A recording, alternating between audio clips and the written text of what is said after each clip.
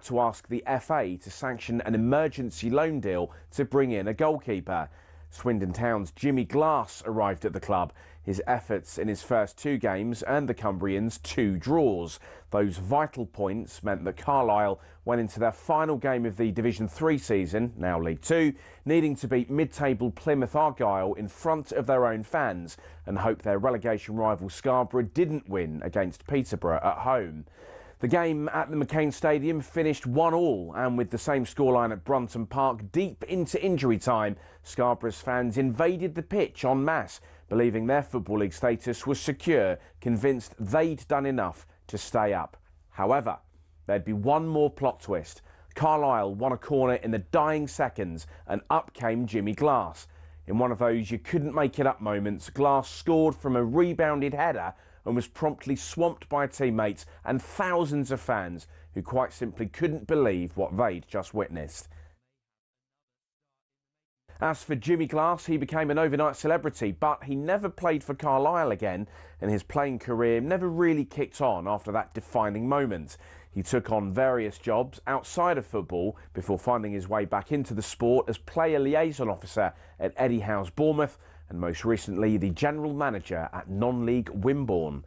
Not the fairy tale ending to one of the most Hollywood moments in football, but the name Jimmy Glass will live on forever as the scorer of that goal, arguably the most important in any club's history.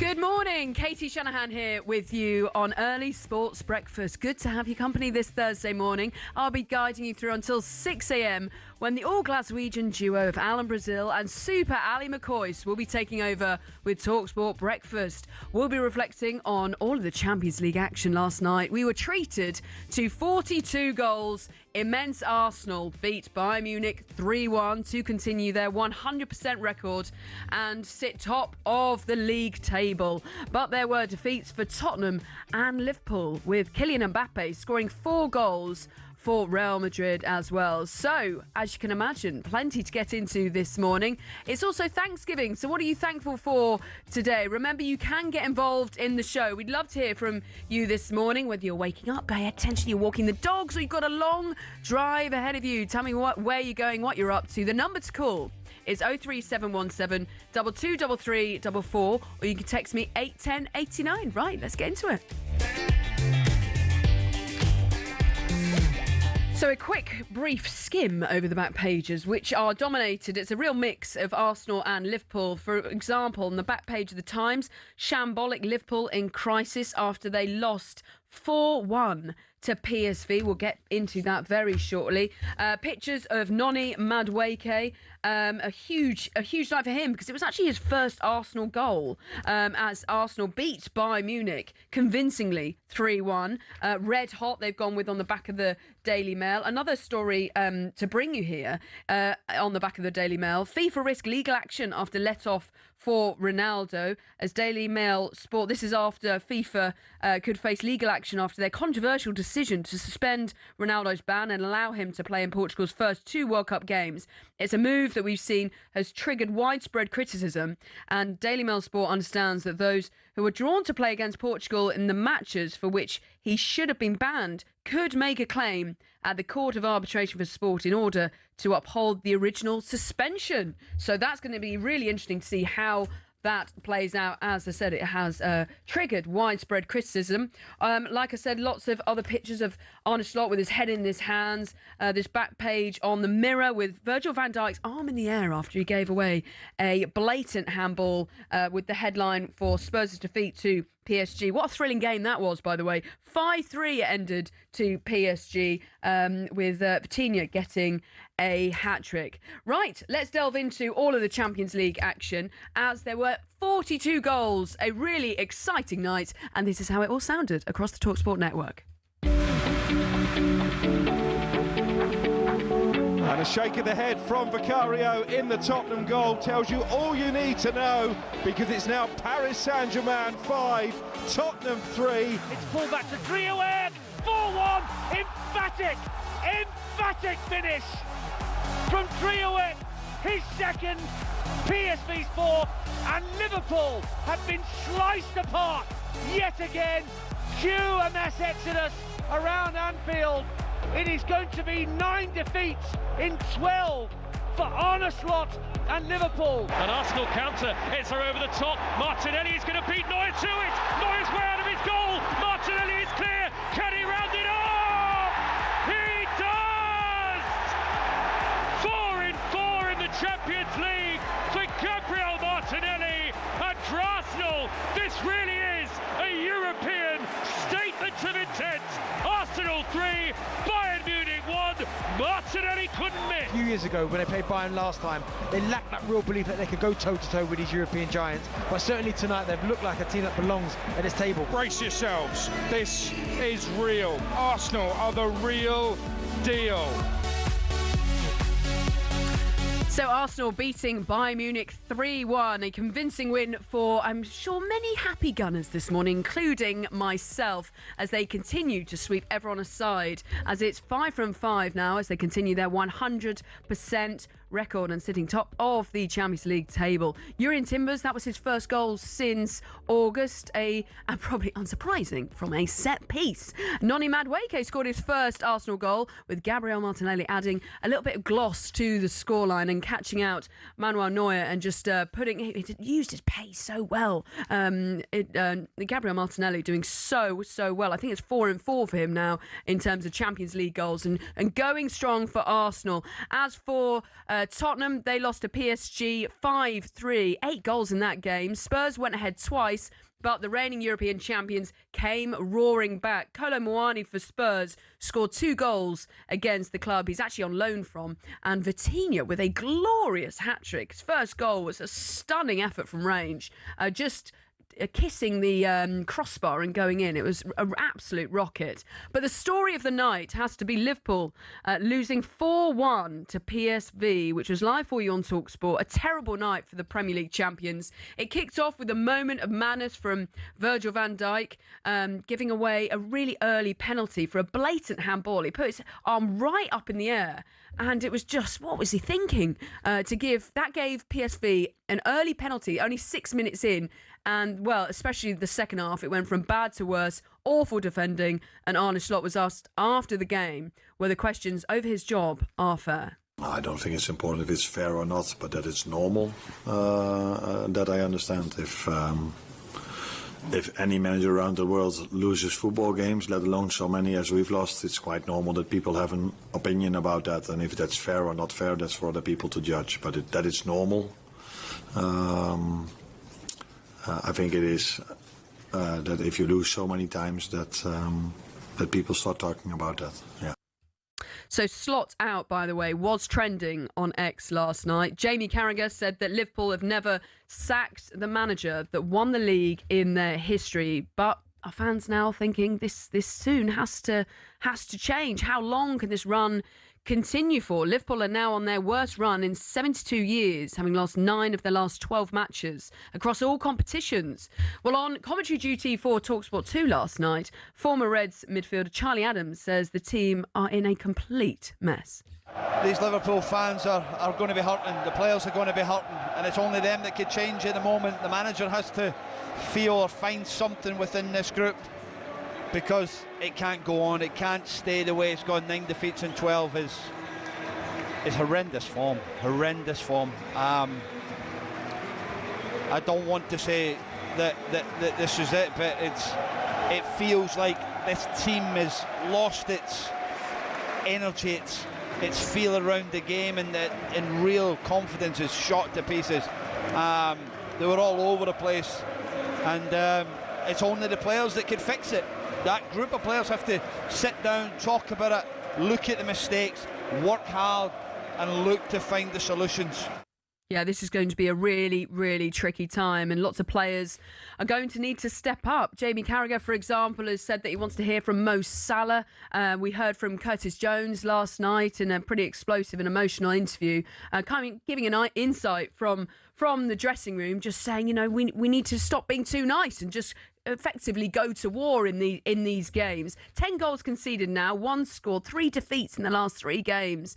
And Jamie Carragher saying, why he can understand why the fans will now be looking at another manager, but the players, they're just not performing. And how long can this go on for, really? Last night's result was their biggest home European defeat in their history. Ultimately, could another manager come in and turn things around?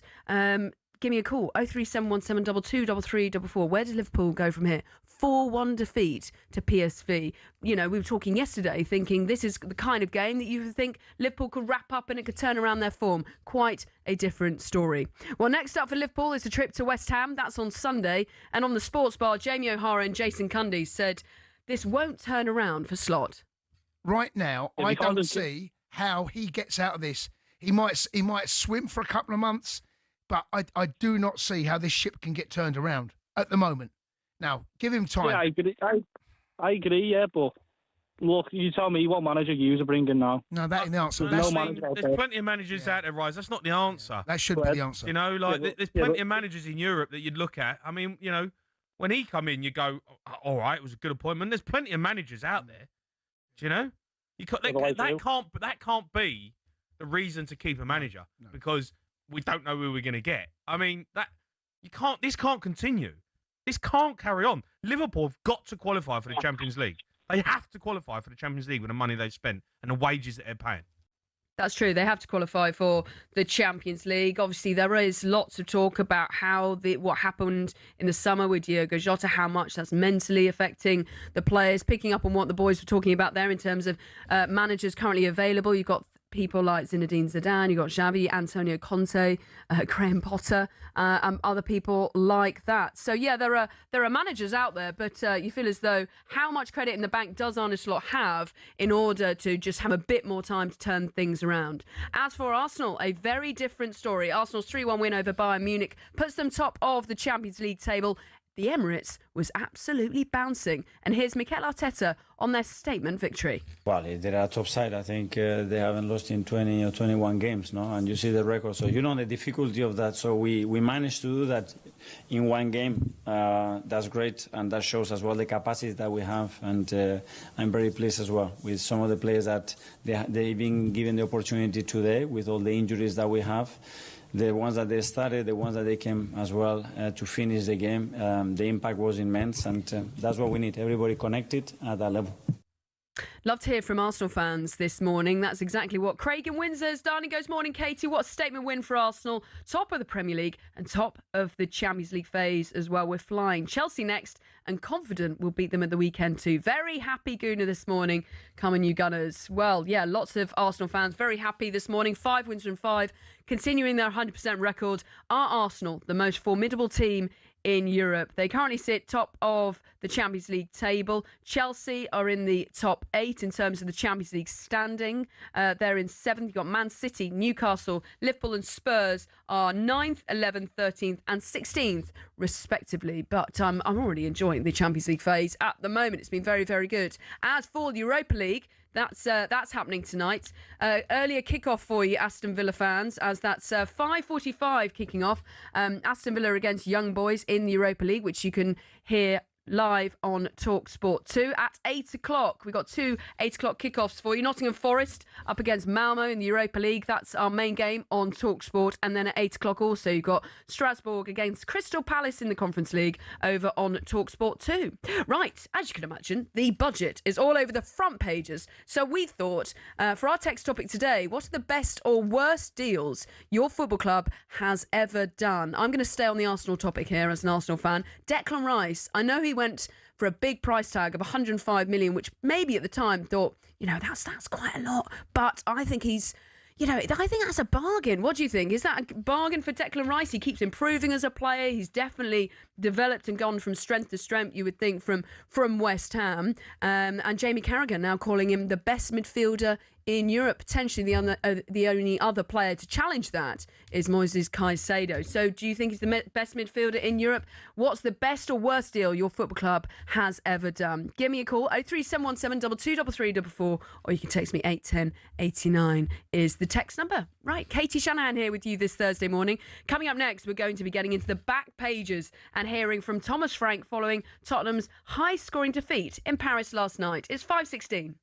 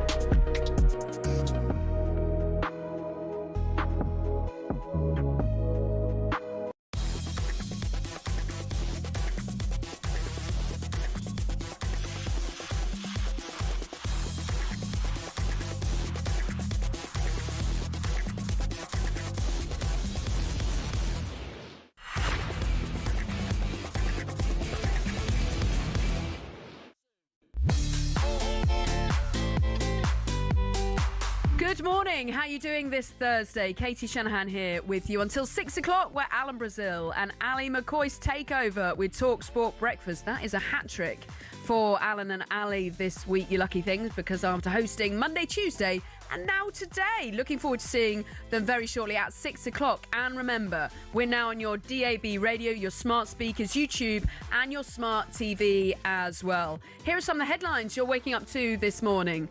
FIFA could face legal action after their controversial decision to suspend Cristiano Ronaldo's ban and allow him to play in Portugal's first 2 World Cup games. Patrick Bamford scored his first goal for 19 months. Pleased for him as Sheffield United beat 10-man Portsmouth to move out of the Championship relegation zone. Elsewhere, Millwall moved up to 4th after beating Sheffield Wednesday 1-0 at the Den. And I will have a full roundup of the results. That's going to be just after 5:30. And a brace against his parent club PSG for Randall Colomwani wasn't enough to spare Tottenham another loss. Thomas Frank's side were ahead twice, but a brilliant hat-trick as well from Vitinha, helped the reigning European champions to go on and win 5-3. After the game, Thomas Frank said, "We're beginning to see the real Colomwani."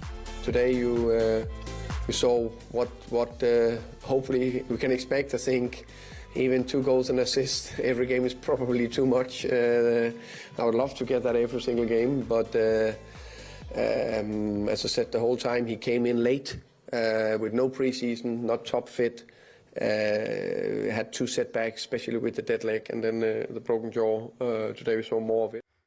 Okay, so we've been asking you this morning, what are the best and worst deals that your club has done? This is after the budget being across all of the front pages this morning. We're also looking at a lot of the pictures about Arne Slot with his head in his hand on the back pages. This text made me laugh this morning. Nigel Tinman, he goes, "Slot has to stay. He's doing a fabulous job. Regards, all Evertonians." Very good, Nigel. This one here, quite a few people have actually texted.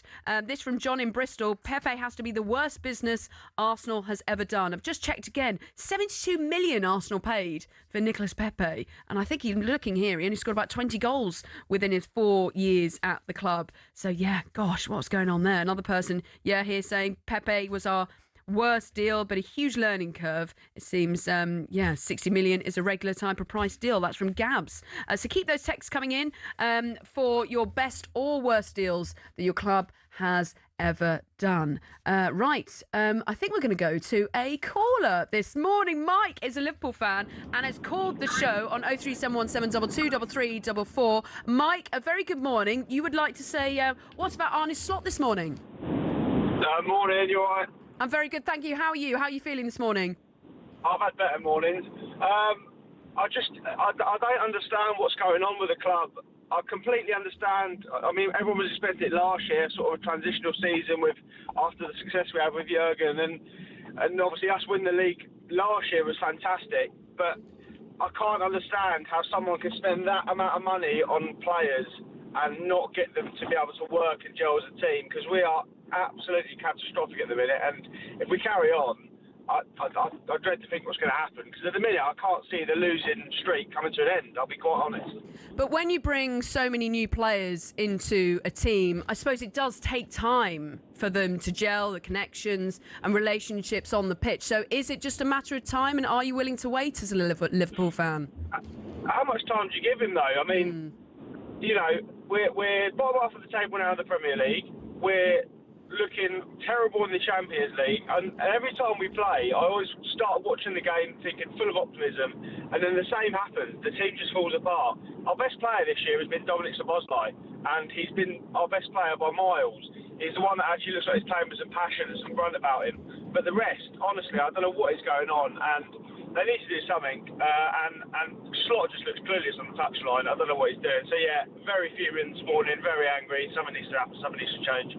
Jamie Carragher said that Liverpool have never sacked the manager that won the league in their history, but you can understand why now that fans potentially are thinking, when is this going to change? Also adding that he thinks Mo Salah's legs have gone. So how long are you willing to give this? And do you think a new manager can come in and turn things around? Because the players just aren't performing. 100%. And the thing with Mo Salah is no one can argue his quality, but he's been fortunate that Diaz and Nunez did a lot of work for him last season, which meant that Salah didn't have to maybe track back as much and was given the freedom to kind of do his thing. Whereas this year, we've not got the same drive and the same pressing from the players. So Mo's got to work harder, and these legs, I would agree with that, they probably have gone. But yeah, I'd give Slot until January. If he's not turned it around come January, we need to make a change. Okay, well, Mike, thank you so much for calling the show. Really good to get your thoughts this morning. And, lots of the back pages going with madness at Liverpool. And you can understand the frustration from Liverpool fans this morning. Keep those calls coming in. 03717 223344. You can give me a call, 810 89. Right, it's time to take a look through the back pages, which I've kind of been doing as we've been on the move. Will Hobbs has joined me in the studio. Good morning, Will. Good morning. Good morning. Lovely dulcet tones there. Where shall we start with Liverpool then? Because Liverpool in crisis is kind of the theme on a lot of these back pages. Yeah, understandably on budget day, it's a good parallel, isn't it? Because £400 million, and you just go through the list of those players: Isak, Wirtz, Frimpong, Kerkez. None of them have stood up. And you mentioned time there, and you compare that to Arsenal, the signings they've made. Madueke scored yesterday, he's been fantastic. Eze, Mosquera, Nkapia, Gyökeres. They've not needed time at all. They've hit the ground running.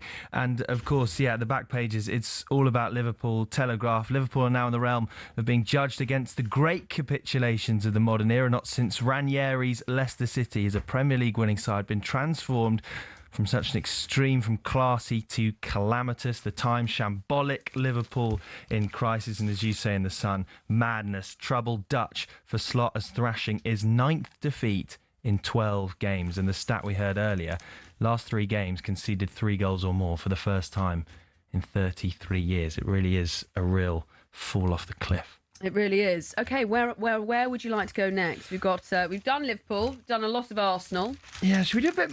We could do a little bit more of Arsenal, just because Bayern Munich have always been the bogey Will Hobbs team. and Katie Shanahan, the Arsenal fans. Do you know what I mean? Surprisingly, wants to do a bit more Arsenal. Yeah, I like this red hot. Lots of photos of Noni Madueke scoring his first goal for the Gunners. That's good to see. It was a lot of sort of demons rested as well, because Arsenal have only beaten Bayern Munich twice in the last 11 attempts, and Bayern Munich, back sort of 10 years ago, it was 5-1 regularly, wasn't it? It was a shellacking after shellacking. Harry Kane at Tottenham was always Arsenal's nemesis. Manuel Neuer always was brilliant against Arsenal, and it was very satisfying for the Emirates crowd to see the likes of Kane being silenced, the likes of Neuer flapping around. You've never seen that against Arsenal. He actually was flapping. He really was, and he was flapping because of Gabriel Martinelli, who, one of those players who at the start of the season, maybe in the summer, people were looking, if a big offer comes in, maybe he moves on. The same for Trossard when he got a new deal. A lot of Arsenal fans were a bit sceptical about that. By the way, I was never sceptical about that. I've always really rated Trossard because he comes in, big games, he scores, he delivers. So I think he's really been underrated unfairly. I think in the current squad he's played the most games for Arteta across his ranks. He's been there quite a long time. But yeah, he always steps up and delivers. I remember the last time they played Bayern Munich at the Emirates, he scored as well. But Martinelli, 4 goals in 4 games. I think all off the bench in the Champions League. That is the depth that is there. And then Luis Munoz, the 13-year-old who's broken Max Daumann's record in the UEFA Youth League as well. So it couldn't really be better at this stage, but it is only November, and Mikel Arteta very firm that it is only that stage of the season. Well, thank you very much for your time. That was a look over the back pages this morning. Katie Shanahan here with you this Thursday morning. talkSPORT Breakfast is coming up next at 6 o'clock with Alan Brazil and Ali McCoy. Up next, you're going to be hearing from someone who knows Jamie Vardy very well on whether he'll one day be a manager.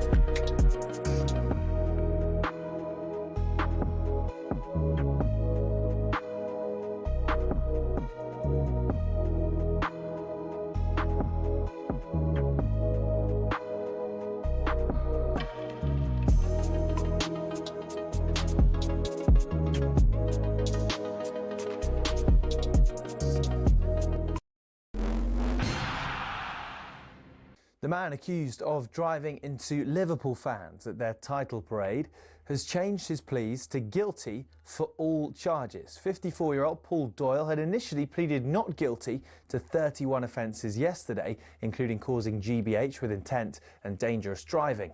More than 130 people were injured at the parade in May. He will now be sentenced in mid-December. Now, we've been waxing lyrical about Esteban after he scored in Chelsea's 3-0 win over Barcelona and outshone Lamine Yamal. But just how good is he? Danny Murphy reckons, let's turn it down a bit. Yeah, I think you can see a super talent when you see one. He's obviously got an abundance of talent and he's going to be a top player.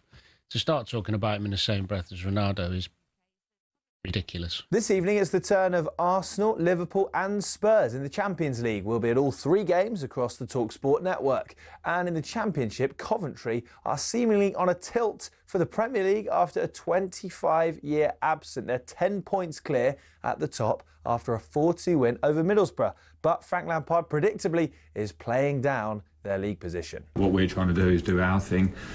No time to look at that for too long. Okay, yeah. Take the confidence in what we're doing at the moment, but keep our feet on the ground and understand what got us to this place and try and continue it. And the WSL's apologised to Spurs after an influencer made a joke about them during the Women's League Cup quarter-final draw. GK Barry also accidentally dropped a ball back in the bag, only to take it out again and use it as part of the draw. The Telegraph's women's football writer, Catherine Bate, has explained why some clubs, other than Spurs, are unhappy. Younger fans might be there and they might want to watch because, you know, GK Barry's a big influencer, and they understand the need for that, but they want the draw to be done professionally and properly, and it just felt like this wasn't the case with that. Get more at talksport.com.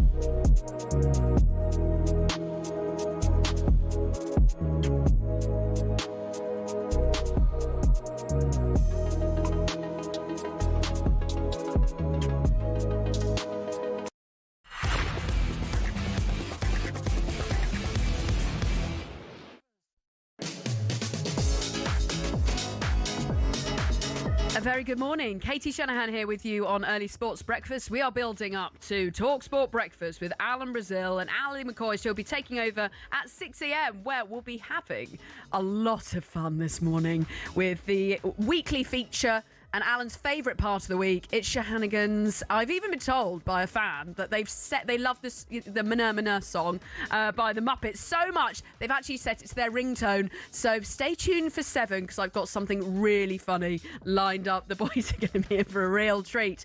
Right, here are some of the headlines you're waking up to this Thursday morning. Slot out has been trending on X overnight as the struggling Liverpool boss admits questions over his job are normal. Last night's 4-1 home defeat to PSV is the club's joint heaviest home European defeat in their history and their 3rd in a row by margin of 3 goals. Legendary designer Adrian Newey has become Aston Martin's team principal next season as part of the latest reshuffle of their leadership structure.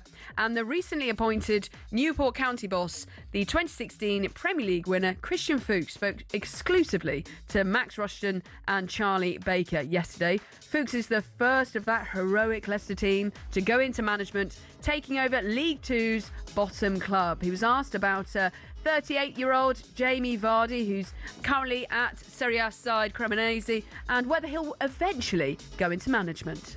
The only question I have is what kind of manager would he be? and what sort of manager would it be? Yeah, that's I'd rather have no comment on that one.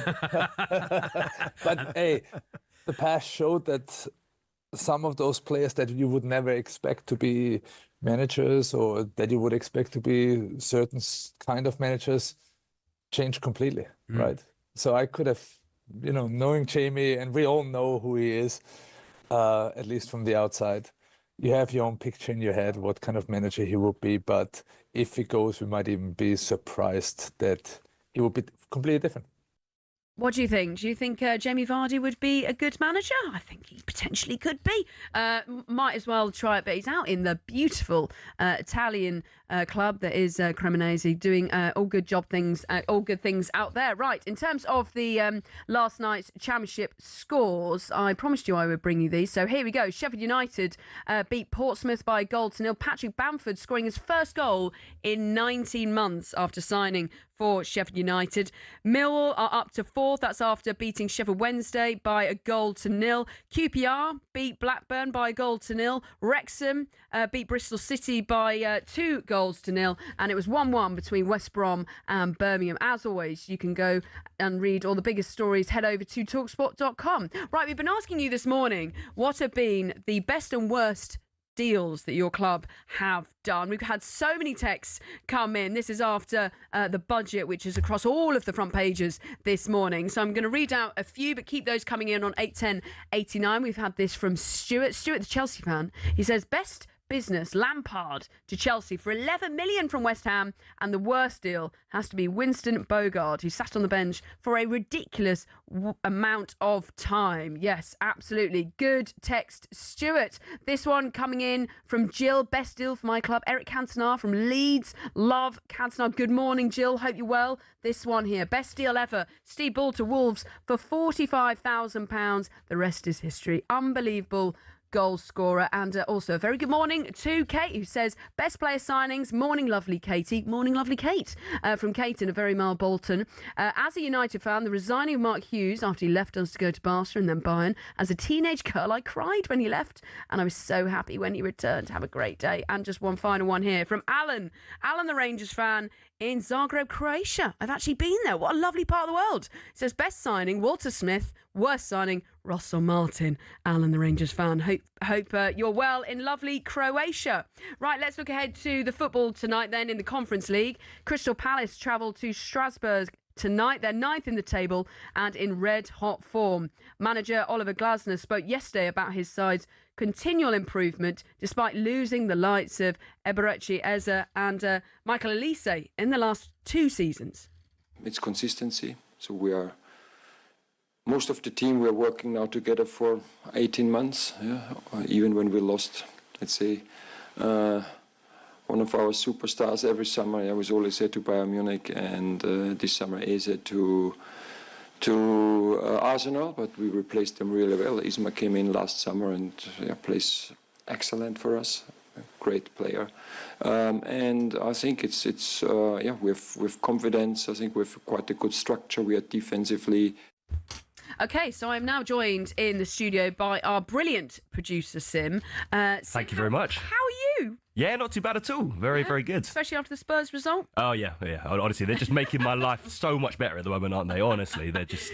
I feel a bit mean because I'm the Arsenal fan, you're the Spurs fan, and in the last week, I think I bring it up every show. Kind of feels like stepping on an ant, doesn't it, at the moment with Tottenham? It's just so easy to just hurt us. It's, yeah. It was a good game, though, but, when you're at 2-2, I was like, why are you playing it out from the back? And then they go and score. I was just like... Yeah, do you know what? The pub that I was in didn't have it on. They had the Arsenal. We went as a group to after we played football to watch the Champions League, and they couldn't get multiple screens up. That was probably for the best. So had to watch the highlights, and there were some decent things, but overall, it's just another defeat, isn't it? But. Let's talk about Liam Rosenior and his and what he's doing overseas, because he's the only British boss managing a foreign team in European competition, which I think is interesting. Yeah. So what can you tell us about this in terms of other managers that have excelled overseas and what he's been doing? Well, he's the manager of Strasbourg, isn't he, in France? They're 5th in Ligue 1 at the moment. And he'd done very, very well at Hull City. I think obviously you cover a lot of EFL, Katie, and I'm sure you would have come across him. But he's such an articulate speaker. He came 7th. A lot of Hull fans weren't too happy to see him go. I think that was a bit unfair, actually. Yeah, I think it was a kind of clash with the owner in terms of playing style. But then they nearly went down the next season, so it wasn't a sacking that particularly worked out for Hull too much. But he's doing fantastic stuff at Strasbourg. And yeah, I mean, what was he like as when you come across him? Did he seem like a sort of like a kind of manager you think would get a lot out of players? Yeah, absolutely. He was a really good communicator, good manager, and like you say, did a really good job at Hull. So it was sad to not see him rewarded for those efforts. So pleased to see that he's doing a good job at Strasbourg and able to kind of kick back, because it must be a real setback when you've done. But I think how many hours managers put in. It's 24/7 job to then potentially, as you've been saying, falling out with the owner, it not going to plan, him doing a great job at Hull, and then going somewhere else and being like, okay, I'm gonna make sure this works out. But he was always a good communicator, really good with interviews, which always makes my life a lot. I think Wayne Rooney loved him as well, didn't he? Yeah. He was the assistant at Derby, and they worked together, didn't they? Yeah, fantastically well. Yeah. Okay, brilliant. Thank you so much. So that game, Strasbourg against Crystal Palace, is in the Conference League tonight, and really looking forward to that one. Right, and what I'm also looking forward to is someone who's just walked into the studio. It is time for this. It's a front page throwdown. Oh, what a move! The front page is first on the early sports breakfast. talkSPORT. Okay, a very good morning to Amelia Beltrao. Hello. What an introduction. I never get that. Well, I'm in a good mood. Arsenal won, so I'm very happy. Right, I love that front pages because they're either great and very funny, or we just talk about boffins and aliens. Pretty much. What have you... Don't worry, I've got an alien in there. I've got an... So what have you got for me this morning? We're going to start with some Simon Cowell. Remember him? Remember him, of course. Well, one of the things I find funny about celebs is they always are obsessed about ways to try and make themselves younger, but this might top them all, really, in terms of the ways that Simon tries to do it. So he's gone to a clinic, and they've obviously told him, to be eating well, you need to do your exercise, he's doing all that. But this is the most outrageous bit about it, where this particular clinic, they take your blood, they rinse it, they then filter it, and then they put it back into your body. How much are we talking about here? It doesn't... Not like litres. Well, I don't know. It could be. But then he apparently also looked into the idea of maybe I might freeze my blood and then so they can bring it back in 2,000 years' time. But then they've discovered, and he realised that actually, no, what they will then do is just bring it back as a head. It's like, maybe I don't need to So do they're taking out the blood, they're cleansing it and putting it back in. Yeah, and apparently that's making him younger or reversing aging. Oh, I'm not sure about that. I don't think. Sounds like just a really complicated process. Just eat better and do exercise. Yeah, do you know what I pretty mean? much, yeah. And your blood will be fine. We'll be okay. Yeah. Okay, what else have you got for me? You wanted aliens. Oh, here we go. What the boffin said. Well, no, apparently, if you're a big fan of the bookies, one particular physicist has put a bet on that by 31st December 2030. He's now made a £750 bet that we will have some kind of alien contact by that date. 2030. 2030. Just in time for the World Cup. Basically 2031, by the beginning of that year, we would have had some kind of contact with aliens. I don't know about aliens. I'm sure they're out there, but do they really want to call from us? Huh? What are you going to say in that phone call or whatever the interaction is? Hello?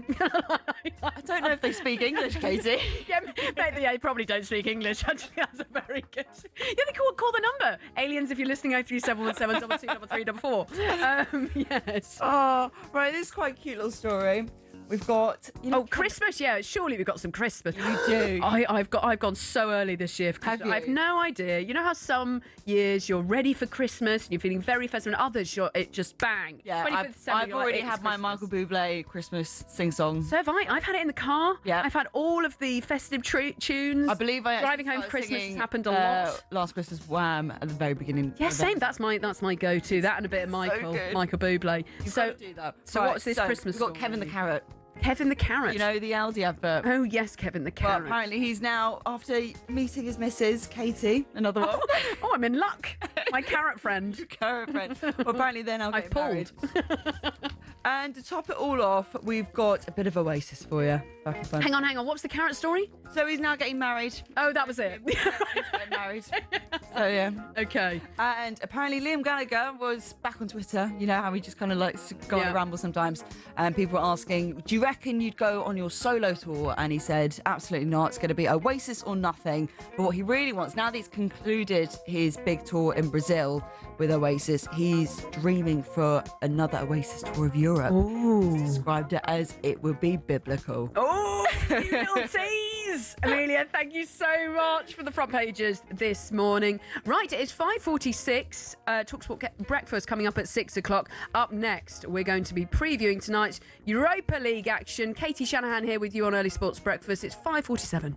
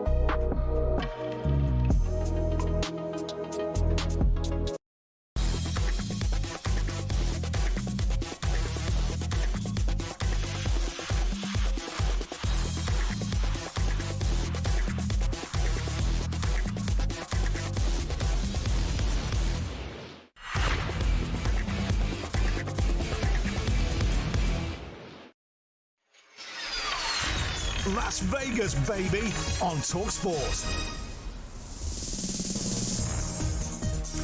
Good morning, Katie Shanahan here with you on Early Sports Breakfast on talkSPORT. Alan Brazil and Super Ali McCoy will be on their way very shortly. 9 minutes time, they'll be here at 6 o'clock. Now, you've only got until tomorrow at 4 p.m. Don't miss your last chance to kick off 2026 by winning an epic trip to Las Vegas. Thanks to our friends at Virgin Hotels Las Vegas. Not long now until you and your best mate could be flying upper class from London to Vegas, checking into a luxury spa villa for 4 incredible nights at Virgin Hotels Las Vegas, cheering from the stands as the Las Vegas Rangers take on the Kansas City Chiefs. And on top of all of that, you'll get £5,000 in cash to spend on whatever you wish. So clear your calendar from the 2nd of January to the 7th of January 2026, because nothing starts a new year like Vegas. A very good luck. 21 plus, UK excluding Northern Ireland. For a chance to win, text WIN to 83338. Text at £2 plus standard network rates. Bill payer's permission required. Or call 03434239761. Calls are charged at standard rate. All entries must be received by the 28th of November at 4 p.m. This is a network promotion. Run across talkSPORT, Virgin Radio UK and Talk. Full terms and conditions at talksport.com. Now, the European football continues for you tonight. We've been treated to some brilliant games in the Champions League, haven't we? Well, 6 British sides in action across the Europa League and the Conference League. As for the Europa League, in terms of an early kickoff for Aston Villa fans, it's 5:45 tonight up against Young Boys in the Europa League. You can listen to that over on talkSPORT 2. As for talkSPORT's commentary tonight, it's 8 o'clock. Nottingham Forest up against Malmo. That's in the Europa League. Also games going on this evening. Feyenoord against Celtic and Rangers up against Braga. As for the Conference League, Strasbourg, managed by Liam Rossini, we were just talking about a moment ago, they are up against Crystal Palace, and Aberdeen are against Noah from Armenia. Right, let's talk about Sean Dyche, who's living the dream in charge of the club where he started as a kid. He was asked just how happy he is with the start he's had. 3 wins, 2 draws and 1 defeat from 6. Here he is. I'm up with the general direction. I think there's still more to come from what we can do as a collective, that is. But they're certainly applying themselves very well. I think like anything, you're wondering when the Big Brother cameras turn off, and I think they have, but they're still consistently delivering. The demanding training's good. Trying to absorb and take on another manager's sort of view. And trying to deliver it. So I've been very pleased, and they deserve a lot of credit for it so far. I've mentioned it when I first got here and I first was over Porto. They're taking in a lot of information from different managers and having to adapt to each different person as it comes. And so far they've adapted to not just me, by the way, my staff as well. And they've been very accepting of the work that's getting done. And some of it's been hard work, and they've delivered it very well. Well, Forest are 23rd in the Europa League table. As for Aston Villa, they are 6th and will be looking to cement their place in the top 8 tonight. Let's quickly return our attention to the cricket and the Ashes. I remember doing day 1 of the Ashes and it didn't start very well, did it? But the second test gets underway a week today. Australia currently 1-0 up. You can tune into the latest episode of How to Win the Ashes. That's for you on the talkSPORT Cricket YouTube channel. This week, the legendary England fast bowler Darren Gough focused on the pressure of an Ashes series. Stephen Finn won the Ashes 3 times. That was including one in Australia. And he outlines why it's so important for this England side to stand up to Australia and to go toe-to-toe with them. When I look back to 2013-14, we hid away, we were meek, we were timid, we got hammered. The same happened in 17-18. The COVID series, 21-22, the guys were forced to stay indoors and you just sit with your own thoughts the whole time. I see the guys now as going over there and pushing back against Australia, and I think that's what you have to do in order to win down there. You have to earn their respect by standing there and saying, I'm going nowhere, I'm here for 5 test matches, and you're not just going to push me over and walk all over me. And I don't think Stokes and McCullum will let that mindset come into their team, so all of that external noise will just bounce back.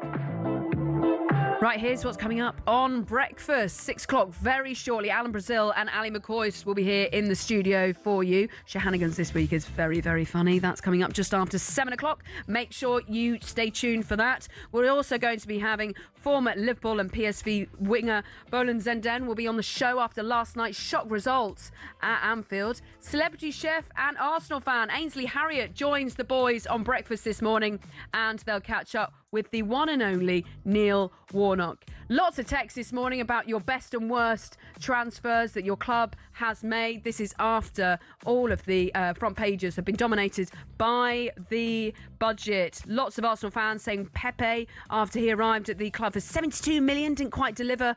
Did he? Another text here saying from Jammer, who says, good morning, Katie, have a great day. Jam from Dudley saying worst signing was Anthony from Man United. Best deal was De Gea as well. And just another one here from Tony from Joburg. Good morning, Katie. Best bit of business for us was Alan Shearer to Newcastle for £15 million.